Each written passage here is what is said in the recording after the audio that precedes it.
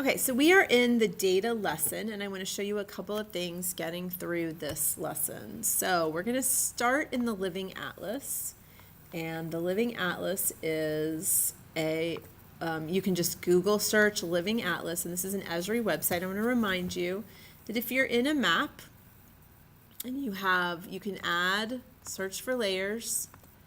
Living Atlas is one of the options you have. We're usually in ArcGIS Online, but you can also search in the Living Atlas. So all these layers I'm about to show you are also in a different place within maps already made. So you can always open the maps, but you can search for those layers in here too. The Living Atlas is a curated, vetted data sets that Esri looks through and kind of certifies that they are good quality data. That is not always the case within ArcGIS Online. In ArcGIS Online, that is not always the case. Lots of wonderful stuff in ArcGIS Online, you can use it, but just know that if you're looking for high quality data, the Living Atlas is a great place to start, but it doesn't have everything you need. So we're gonna just practice a little bit looking in this website that can get you some maps that you can then save to your content and work within those. So let's start with one example, and here we are. Recent earthquakes. So I am going to go in my search bar here and I'm just going to search for recent earthquakes, and I'm going to grab that map. So now I see this. I want to do recent earthquakes and open this up, and you'll see what it does is it opens up a map that you can then save to your content.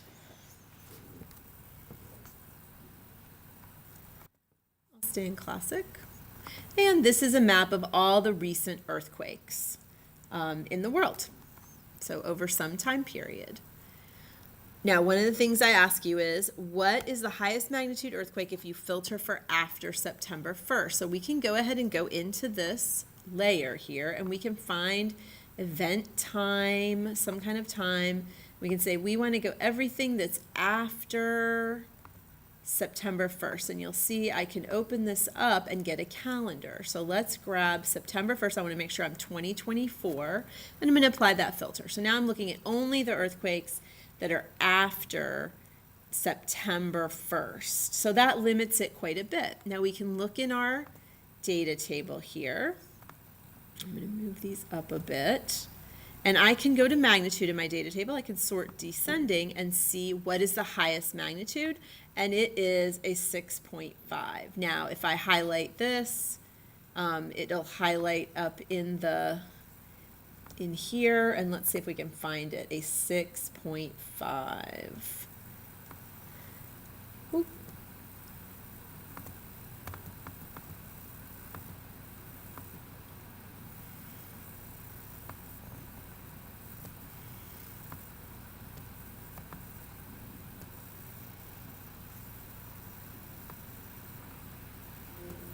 So I'm just looking around the world, looking at all these. I can go back and forth here. Looking for a 6.5 magnitude earthquake. And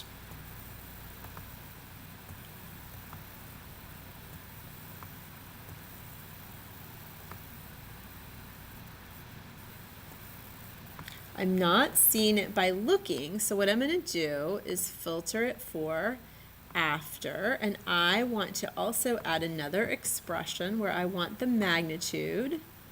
Now that I know what it is, I want the magnitude is 6.5. So I'm going to look for the magnitude is 6.5, and where does that show up? And here, we found it right here. So in your assignment, you will see for number 1, it is 6.5. What is the magnitude of the 2 highest magnitude earthquakes on Earth after September 1st? We have a 6.5 up here in Alaska, or in Canada rather. 9/15, 2024. And if we go back and alter that filter, I'm going to take that off, keeping my after September 1st, I'm going to re-sort these. We have a 6.3 as well, a couple 6.3s. So let's go back and add a filter here to find our second most. I'm going to add another expression where my event magnitude is at least a 6.3. I saw in the data table that that's what it was. All right, so at least a 6.3. And there are a few of these, as we saw from the data table. There are several. So you can go ahead and find these and say where they were. Where was the most highest magnitude earthquakes since September? Let's do, and you can choose for the second one, because there's multiples of 6.3, choose one of them. You don't have to do all of them, choose one of them. Okay, all right, so there's that.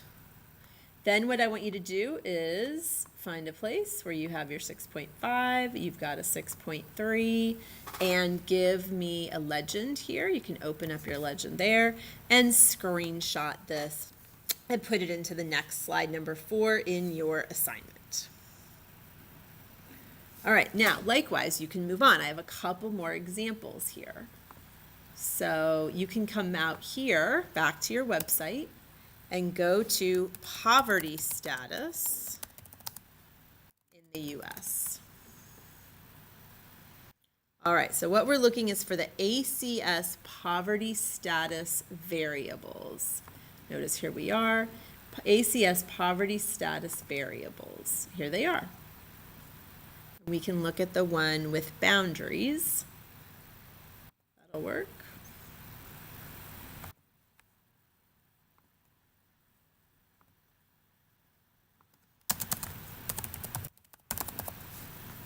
Which 2 states have the highest poverty rate? So now we're going to look at this map and say which 2 states have the highest poverty rates.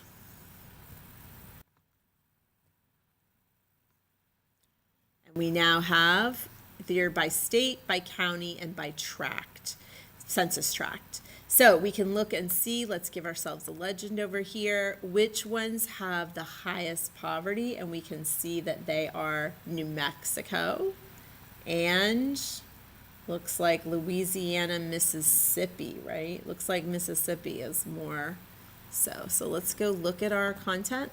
Let's go look at the data table and we can answer our question. We can also look at the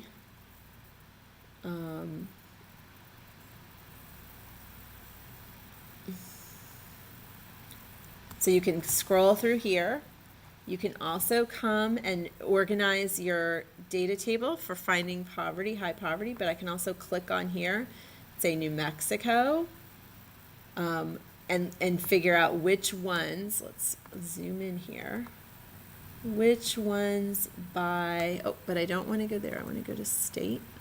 So as you zoom in, you get to county, you get to state. So I'm going to zoom out a little bit. So I go back to my state because that's my first question. So my 2 most would be probably Mississippi here. What's my poverty rate? And I can look at like that. And also New Mexico. Yeah, Louisiana. Those are all very high poverty rate. West Virginia also high. All right, so let's look. So you can see here, if you look at your data assignment, which state has the highest poverty rate, let's say that Mississippi is definitely your darkest in terms of the legend. So Mississippi has the highest rate of poverty in the US. Now let's zoom in. If we zoom in, it'll take us to county level. So now we can see that the state's boundaries has grayed out, but we do have the county. So now we want to know, okay, well, in Virginia, So let's filter our county for Virginia. Let's find something that'll work for name of county. State. So there we go. We need the state is, and we want to grab Virginia. And we are trying to find what are the highest poverty counties for Virginia here.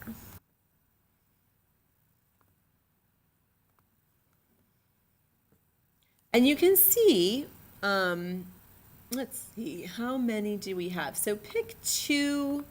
Looks like there's some that are equal here in terms of color.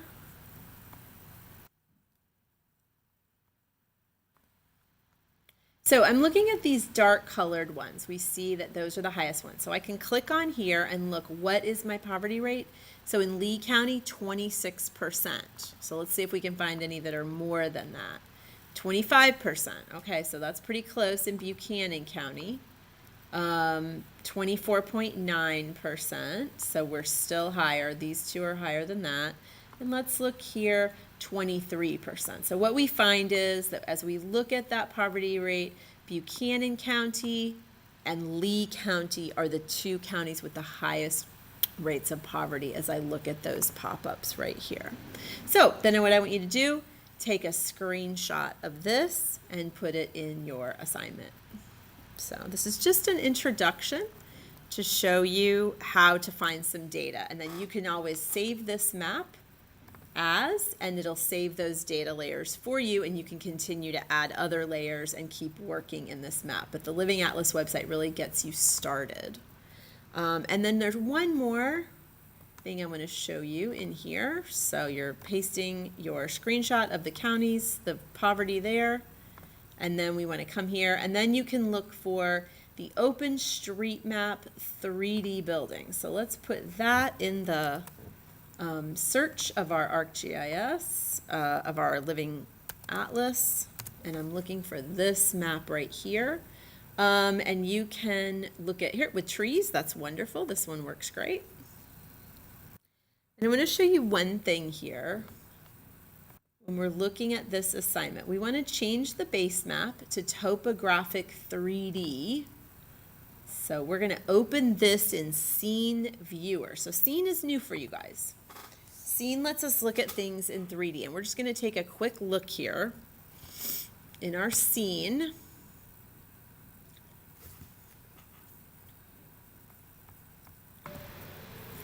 So I put it on pause just because it takes a little minute to load here. And what I want you to do is follow the directions here in your assignment where you change the base map to Topographic 3D. So let's go over here. We're in Scene, and we can find our base maps. Oh, let's go over here. This is our base maps are on the right-hand side. And we can do base map. We want to use this little caret here, and we can change our base map. We want to do Topographic 3D. It's going to be so pretty. All right, create. Done. All right, and close that. So we're in Topographic 3D. We want to zoom in using our search bar over here on the right-hand side. And remember, we're in Scene. We're not in Map anymore. So we're in the Scene viewer. That lets us look at things in 3D if we have that data. And we want to look at New York City. So I'm just typing that in, and we're going to travel over from the Arc de Triomphe. We're going to go to New York City here. And just give it a second.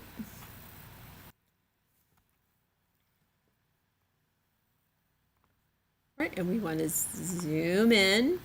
So here we are. Here's New York City. We're just going to zoom in, let the map load in.